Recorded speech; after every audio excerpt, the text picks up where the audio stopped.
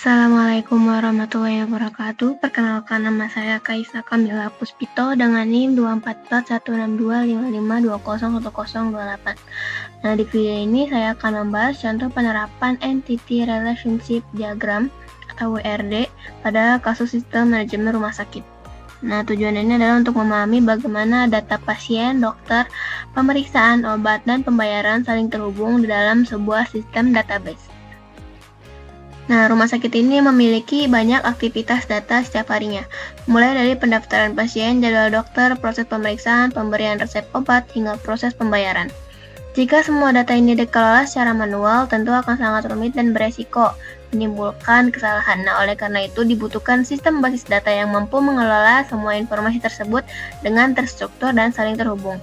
Nah, di sini peran ERD digunakan untuk merancang strukturnya. Nah, dalam sistem rumah sakit ini kita memiliki 6 entitas utama. Yang pertama ini ada pasien, dokter, pemeriksaan, obat, resep, dan pembayaran. Nah, di sini tuh pasien yang menyimpan data pasien seperti nama, alamat, nomor telepon, dan tanggal lahir.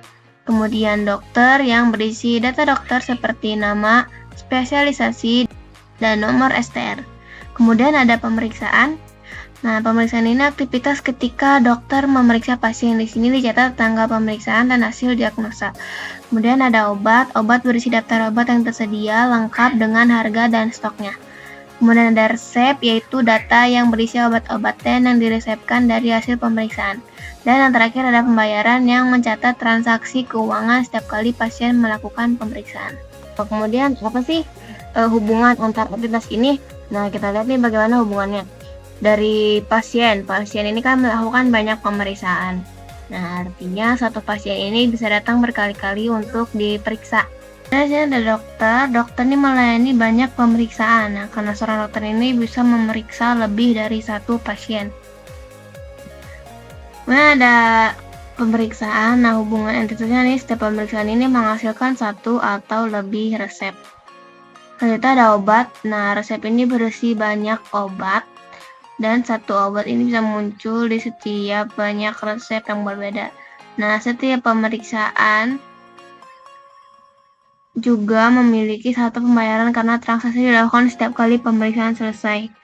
Nah, hubungan-hubungan inilah yang kita representasikan dalam bentuk ERD agar sistem bisa dibangun dengan jelas dan logis. Nah, ini langsung aja kita masuk ke implementasinya ke database SQL-nya. Nah, ini kan setelah struktur relasi antar entitas selesai dirancang, tahap berikutnya adalah menerapkannya ke dalam database. Nah, kita ini membuat database dengan nama rumah sakit, lalu mendefinisikan tabel-tabelnya satu per satu. Misal di sini tabel pasien. Nah, tabel pasien ini kan dia punya ID pasien, nama pasien, alamat, nomor HP, dan tanggal lahir. Kemudian ada tabel dokter, ada tabel pemeriksaan, ada tabel obat, ada tabel resep. Di sini semuanya ini terhubung ke pemeriksaan. Kemudian ada obat. Obat ini dihubungkannya ke resep, yang dimana resep ini berdasarkan dokter melalui pemeriksaan.